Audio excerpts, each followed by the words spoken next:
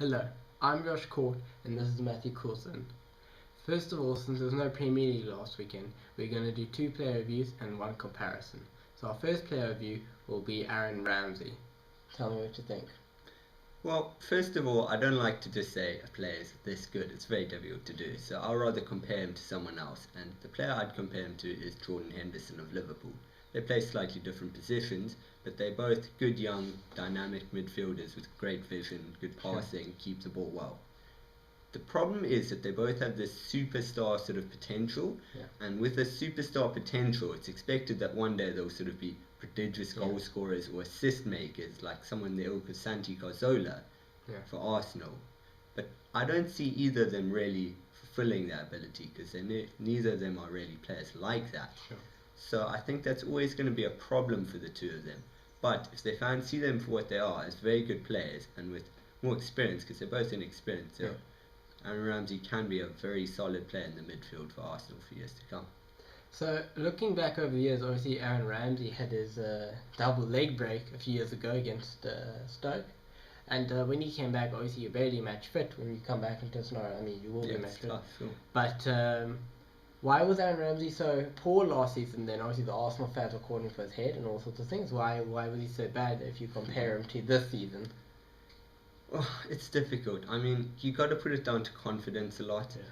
I think the Arsenal fans have to take some of the blame, to be honest, because Arsenal fans just get on their players' backs like no other. I mean, Ramsey's just a young kid trying to break into the team, and he was getting booed the life out of him. Get rid of him, the calls from the fans.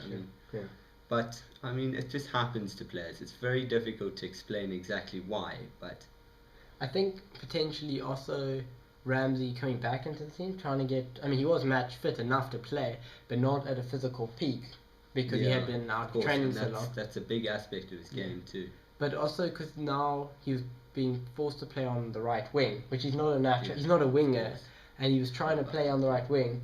So he was now not in his physical peak, not playing in his natural position, and low on confidence.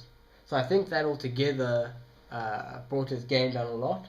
And now this season, just in pre-season where it's not been as intense because he's not as competitive instantly. It's nice to have the manager's faith to bring you in the team as well in your position. So Diame, what do you think of Mohamed Diame? I think Diame of West Ham, interesting player because he was at Wigan, as you know, and he looked very good at Wigan, but sometimes I feel like Diame is misunderstood as far as the way he plays on the field. I think some people can mistake him as as your out-and-out attacking mid, and I think that'd be a mistake because that's not actually the position he plays. Sure. Kevin Nolan usually fills that role. Sure. And the other thing is a lot of supporters of some of the bigger clubs like to say that Diame would be the perfect signing for the club without actually looking deep into his qualities, you know, where his quality is and where it isn't, and where he falls short for a club like Liverpool or Arsenal. So what do you think? I think you've got to look at all players in terms of the rest of the team, and when you look at Diame, he's given a huge amount of freedom to just run around where he wants because Noble and Nolan in their midfield sit tight.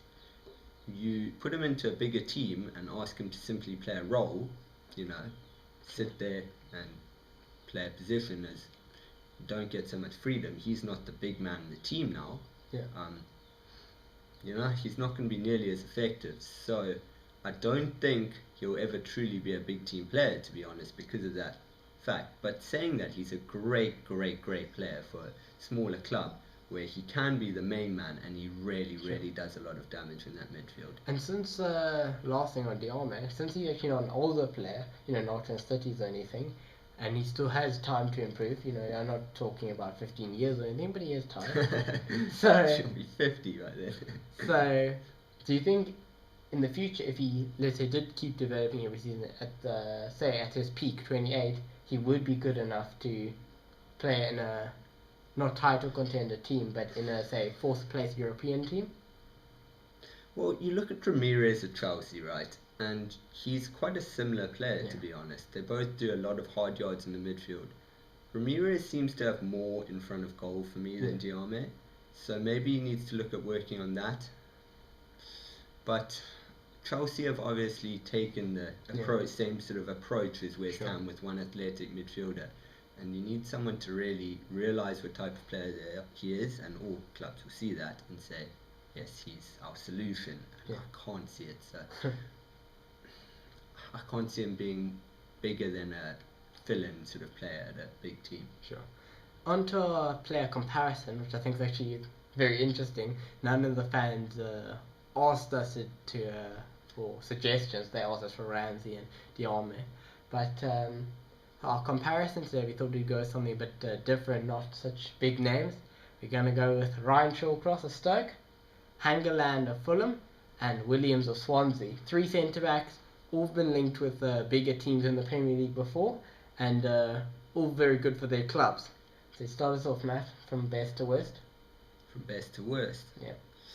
Okay, I will rather start like this. Okay. Let's look at partnerships again, as I said with Diame. And you've got to look, these 3 players are rated so highly because they all have very good partners, and partners that complement them very well. Hangeland, a big player in the air, sort of a Mertesacker type. Got someone good on the ground, and Hughes next to him, very underrated. Next is Williams, as another similar sort of all-round centre-back in Chico Flores, who I like a lot. And then Shawcross, bit of a wild one. Yeah, has really. But Hughes, very solid, commanding next to him. So I think first of all, the reason those 3 are picked out is because they're just sort of the fortunate ones. Hangeland, Williams have leadership quality. Maybe Shawcross has a bit of edge with the fans like. And those partnerships are particularly successful. And on an individual level, though, who's for the step up? Okay, it's difficult to compare in that. But if you had to make the step up, for me, Breda Hangeland's too. He's like a Mertesacker. He's too deep, too slow. Someone like Uso Shawcross, I mean, he's playing in a hugely protected. He'll be much more exposed in a bigger team. So I'd have to say Williams would be my choice for a bigger team because he's got the all-round game. But just as likely for me would be Chico Flores, who I think is just as good as Williams, but maybe doesn't have the leadership command, so he's not so highly noted. You? So your best to worst? Definitely best would be Williams, second best probably Hangeland, and then third best Shawcross because he's so protected, to be honest. I'm going to give I'll agree with you on the Williams #1. I think that's also very current. You know, Hangeland's lost a bit of he's lost a bit of his prime.